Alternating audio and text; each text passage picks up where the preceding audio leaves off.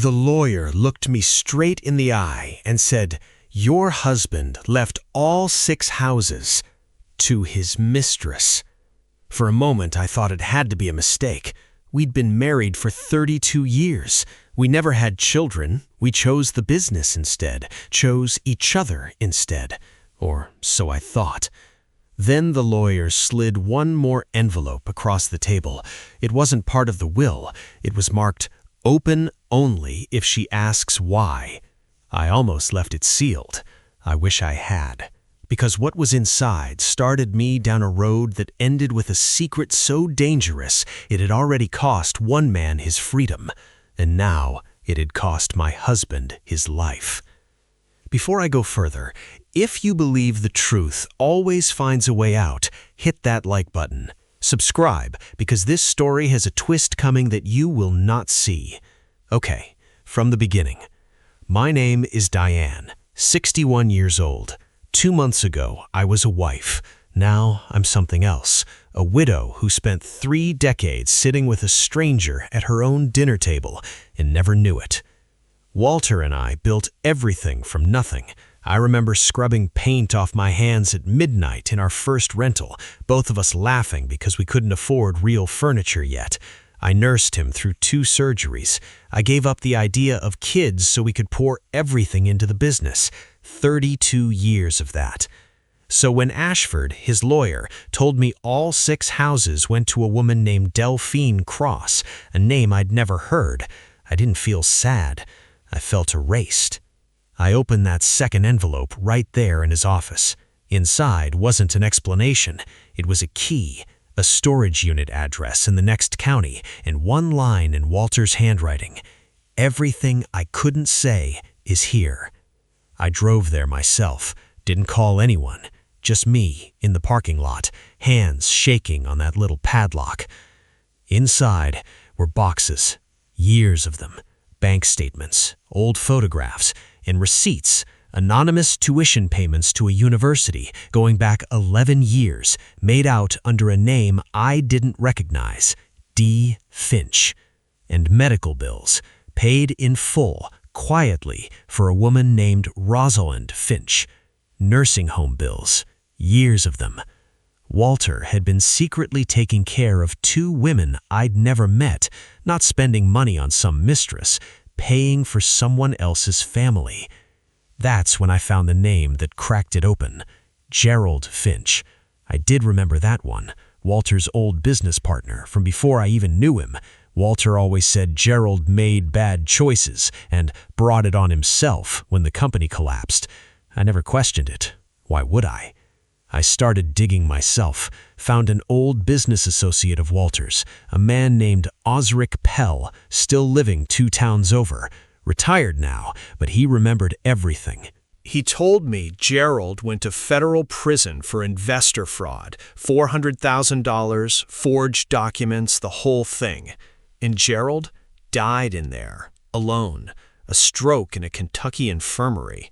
Everybody figured Walter got lucky. Slippery guy, your husband. Always did. I didn't want to believe it, so I confronted the one person who might actually know, Delphine Cross herself. I found her address through the property company. I drove there furious, not curious, furious. I pounded on that door like I owned the right to answers. She opened it, already knowing my face. "You should sit down," she said. "Don't tell me what to do," I said.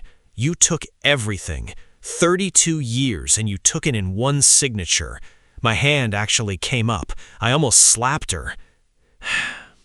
I didn't, but God, I wanted to. That's when she told me, calm, quiet, like she'd rehearsed it in her head 1,000 times. Gerald Finch was her father. She wasn't some woman Walter picked up at a bar. She spent 3 years working her way into his life on purpose, not for love, for truth. And here's the part that changed everything. She didn't have to convince Walter of anything. He confessed to her himself, unprompted, months into their relationship, half drunk and half broken one night. She played me the recording right there on her phone. Walter's voice, tired and small. Gerald never knew the whole truth. He thought the investors turned on him. He never knew. I was the one who testified against him. My own signature put him away. I sat down on her porch steps because that was the sentence that undid me. Not the affair, not the houses, that his oldest lie was worse than his newest one. Delphine kept talking, said the tuition payments, the nursing home bills, that was Walter trying to fix what he broke without ever having the courage to say sorry out loud. He wasn't a monster, she said. He was a coward who knew exactly what he was. Walter's death wasn't some mystery either. No poison, no plot, just a bad heart that finally gave out on a Tuesday morning, the way bad hearts do the men who carry things this heavy for this long. The real mystery was never how he died. It was what he'd been racing to finish before it happened. Because there was one more twist waiting. Delphine handed me a second recording, one Walter made 3 weeks before he died and never sent. In it, he doesn't just confess to her, he names names, investors he defrauded, documents he forged, a full account, time-stamped, notarized by a lawyer none of us knew he'd hired. He'd been building a case against himself the whole time. He just ran out of time to file it. So, I filed it for him. I took that recording, the storage unit files, everything, straight to the district attorney's office. Posthumous fraud proceedings aren't quick, and they don't undo a death. But 3 months later, it made the local news. Gerald Finch's name was formally cleared. Investors got partial restitution from the estate. And at the memorial fund dinner Walter's old business partners had been planning to name after him, I stood up in front of every person who ever admired him, and I read his own confession out loud. Nobody clapped. Nobody spoke. I just watched 32 years of a carefully built reputation come apart in real time, and for the first time since that lawyer's office, I felt something close to peace. I let Delphine keep the 6 houses, every one, because that money was never really ours. It was stolen from her father the day he went to prison for a crime he didn't commit. I sold the one house that was actually in my name and moved 2 hours away, started over, quiet and honest, in a town where nobody knows the name Walter Hensley at all. He spent 32 years protecting one lie. In the end, it wasn't his mistress who destroyed him. It was the truth he'd been running from since before I ever met him.